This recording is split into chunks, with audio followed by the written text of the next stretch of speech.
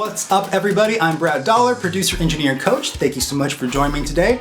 I'm super excited to talk to you about a question that I get a lot, and that is, what are the best vocal microphones? Now, the answer to this question is totally subjective, and every voice is different. As a producer, I highly encourage you to go and try microphones out. You can rent them, you can buy them and return them. Whatever you need to do, try mics out, see what fits best for your voice, because everything I'm about to mention might not sound great for you. However, there's a high likelihood they will. So without further ado, let's dive right in.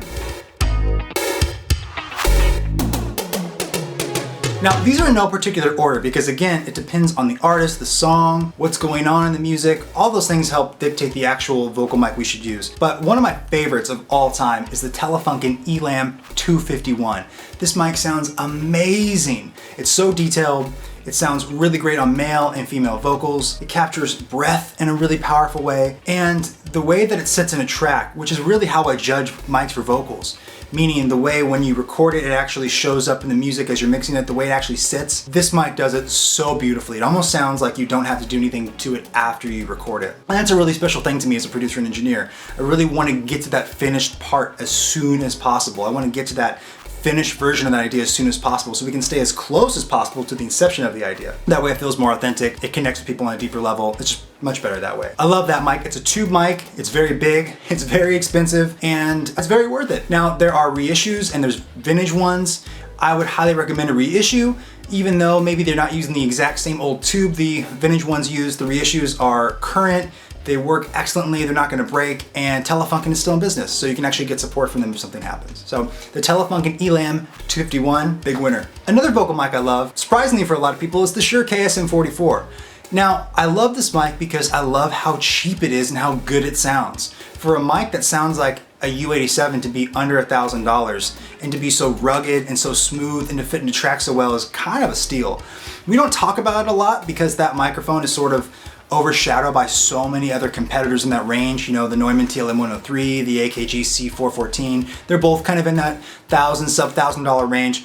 But the KSM44 is such a sleeper. I love that mic on vocals, and even though this is about vocals, I also love that mic on other instruments too. Things like overheads on drums, things like guitars, they sit so beautifully. Now the KSM44 is different than the KSM32. The KSM32 is a little more neutral sounding, whereas the KSM44 sort of has that nice scoop and the nice top end, so it feels, yeah, like U87 or like a little more of like a lifted mic. So I love that. I also love that it's just rugged. I love that I don't have to worry about, maybe getting knocked around, that maybe I would with some other nicer mics, and it's going to last a long time. I've also seen them really hold their value over time. You can still get a used one on eBay for around $600, and they've pretty much always been $600 used. So it's a good investment, so to speak, for your studio. It won't really lose any value and will really help bring more value to the music you make over time. Another mic I love is the Manley Reference Cardioid. Now, I know not every studio has this mic, and it's sort of hard to come into a studio that does have this mic. It's not like it's crazy expensive, it's just not one of the most popular microphones. However, it sounds ridiculous. The level of detail and clarity and like that sound of just awesome pop vocals, that mic is it. Now there's other versions of that Manley Reference mic. There's the gold, I think there's like a silver, but the Reference Cardioid, the black one, that's the one I'm talking about. Now it definitely is a hot mic, meaning that it has a ton of signal coming right off it. You almost don't need a preamp, but it's got a built-in pad, which is really awesome. And what that does is give you a lot more room to capture detail without having to have things be so loud or a singer pushing their vocal super hard or being really close. You can really get a lot of depth from that mic because of how hot it is, because it's really geared towards things like vocals and sensitive instruments. Definitely for the price range too, it sounds like one of the very coveted Sony C800s. It also sounds like an ELAM 251, but it's so much cheaper. Again, I know $3,000 is still a lot, but for what you get, it's unbelievable. And it's built by Manley. Very strong products, very overbuilt products that are gonna last a long time. And that means a lot to me as a producer and engineer. I'm trying to buy once, cry once. My days of flipping audio gear are over because I've let go of so much great stuff. And that mic is definitely one that I would not get rid of and keep for a long time. Another mic I love, and I tell everybody who's getting into music and getting into recording to get, is the Warm Audio WA-47 Junior. That's the phantom powered U47 copy. Now, the Neumann U47 is a very copied microphone, and you'll be surprised to know I'm not gonna put it on this list because it's actually not one of my favorites. I think it's a great mic, but it doesn't sound great on everybody. One that really works and sounds wonderful and isn't scratchy or the tube isn't going out, those are kind of hard to find, and they're very fragile. I've had a tremendously lucky opportunity to get to use serial numbers that are sub 100 on Neumann U47s. And even still then, you know, it's not a bad mic, but it's not my favorite mic. Now, what I do like is that sort of like big sound that it gives off. And what's happened over the last 5 or 6 years is that a lot of companies have started making their U47 copies. And one of those that is surprisingly really good is the Warm WA47 Junior, and it's the non-tube version, so the fan powered version. This mic is so good for the price. I think it's like 300 bucks or 400 bucks, something like that. And it does a great job of getting great vocal sounds and of sitting in a track very well, and also being great for other instruments. I think mics like this, vocal mics that is, anytime you can use them on other stuff, it's a big bonus because vocals are a big part of what we record, but it's not everything.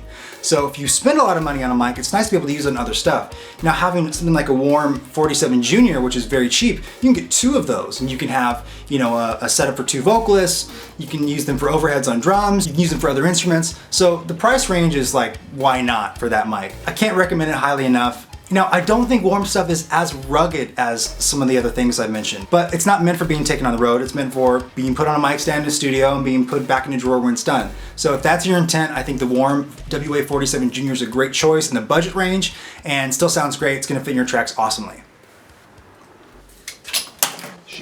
And last but not least is this mic, the Telefunken M80. This is a dynamic microphone and I love this thing. I love this thing because of how good it sounds for being a dynamic microphone. And again, it's very versatile. So it'll work in a lot of different voices. It'll work in a lot of different kinds of music. It'll take a very high level of volume going to it. And if you're a loud singer and you have big peaks, and you really get big, this can be a great mic to have in addition to one of the mics I also talked about. It feels very familiar to people. Also for things like podcasts, any sort of other auxiliary vocal recording, these things are really great. And for $250, it's amazing. Now, I love the Shure SM57. Out of all the dynamic mics, that's probably my favorite one ever. But this mic, for vocals especially, is ridiculous. A lot of us are doing live streaming now. A lot of us are doing a lot of shows from our home studios and whatnot. And this is a great mic because it sounds so awesome and it's low profile and it looks like a stage mic, so it's not blocking your face too much like a big condenser mic, but you still get that sound of a big condenser, and I love that. I think it's really special. So definitely the Telefunken M80 is an awesome mic, awesome dynamic mic, and might surprise people to actually hear you on it, so give it a shot. A lot of famous vocals have been done with dynamic microphones, all the U2 vocals, a lot of the Aerosmith vocals, so they've always been used. It's not out of the ordinary to count on one of these mics as your main mics, and if you are super strapped for cash, might be a good option. What other mics do I like? And finally, I just want to talk about ribbon microphones on vocals. Now, ribbon microphones are the most different of all the microphones I just mentioned. They use a whole different kind of element in them. They have a different sort of frequency response. They're very dark, they're very smooth. They need a lot of gain. You definitely need a great preamp for them, but they can make vocals sound so warm and so beautiful and so realistic. Now, they're not bright, they're not big polished pop vocals, but for something that's very smooth and organic feeling, ribbon microphones are amazing on vocals. My 2 favorites are the RCA 77. There's a few different copies of them. There's also vintage ones out there. There's a lot of them. Don't be afraid to pick up a vintage one. There's lots of great ones out there on Reverb, on eBay. Definitely try it first. Make sure you can listen to it or get it from a reputable dealer, but don't be afraid to buy the vintage ones. And if you want a new one, all the Royer stuff is pretty awesome. I love the 121. I love their active ribbons. I love their stereo ribbons. So you can start there. AEA also makes a lot of great copies of ribbons, though they're updated versions of the classic RCA ribbons. So they're newer parts.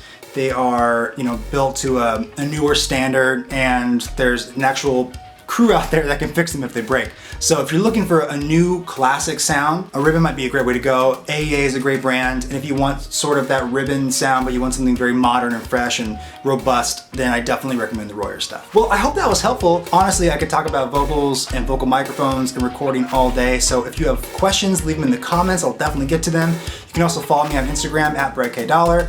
Also on TikTok at BrettKDollar, and I can answer your questions there. But I'd love to hear from you. I'd love to help you. Let me know what I can do for you to make your life and music easier, and let me know what I can do to help you make better music. So I'll see you next time. Have a great day.